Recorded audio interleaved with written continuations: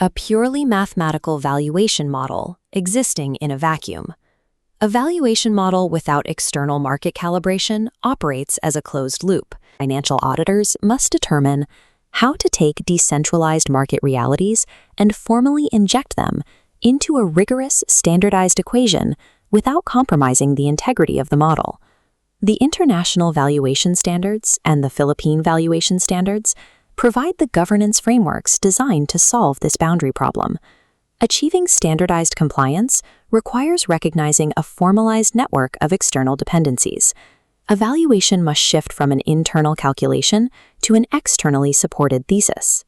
An entity or segment of an entity that provides information, reports, or opinions, including but not limited to providing market data, credit ratings, or other services to support the valuation. This 35-word definition dictates how compliant valuations must interact with third-party data providers.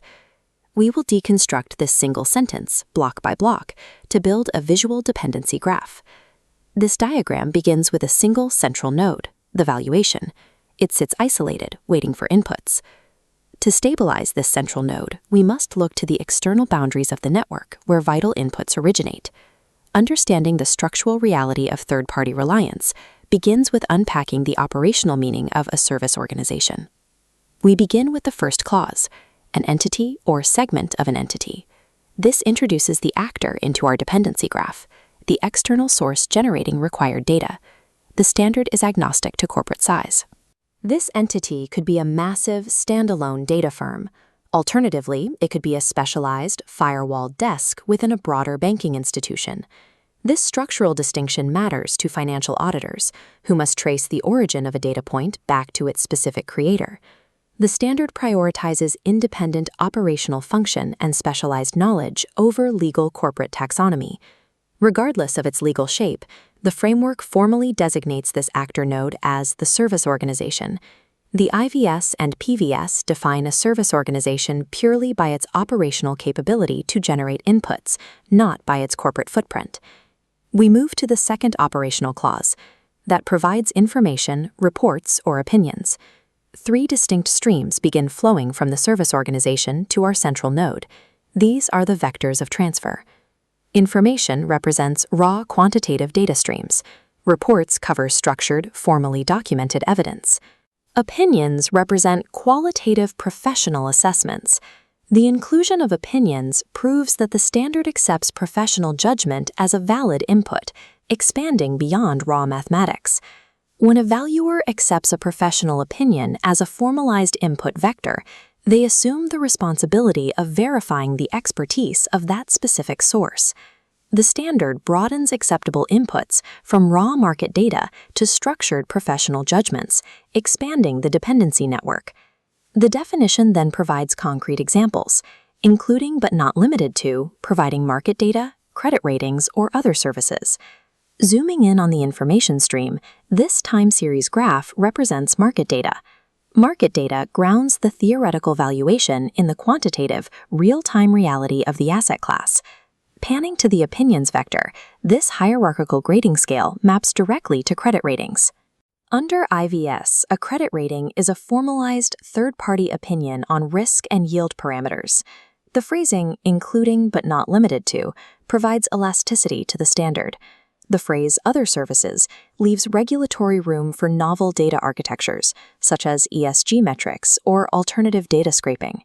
These examples serve to anchor abstract data theories into the tools relied upon by valuation professionals. We reach the final 4 words, to support the valuation. This is the functional constraint. It is the requirement governing the entire definition. The vector streams act as structural pillars locking into the valuation node. A data provider is a service organization only if its outputs are utilized. If data is purchased but not integrated, the connection breaks. That entity does not function as a service organization here. The auditor requires a clear chain of evidence linking the external report directly to the final valuation conclusion.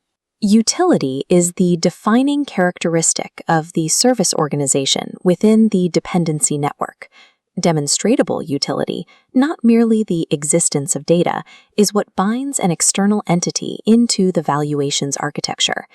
This overview shows the fully built node diagram, the service organization pushing categorized vectors to support the central valuation. Tracing the logic flow from left to right, we see the transformation of external data into a supported, defensible conclusion. This architecture maps the specific requirements of the standard, moving from a static definition to a functional data network. This established network serves as a formal perimeter around third-party reliance, safeguarding the valuer's professional integrity. Without these structurally sound, externally provided inputs, the valuation lacks the support necessary to remain defensible. Modern compliance dictates that valuation is an act of networked synthesis, not solitary calculation. Returning to the original source text, this single sentence functions as a structural blueprint for institutional data integration.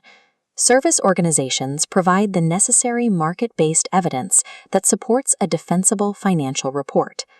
Professionals must actively trace and verify these external dependencies in every real-world valuation report.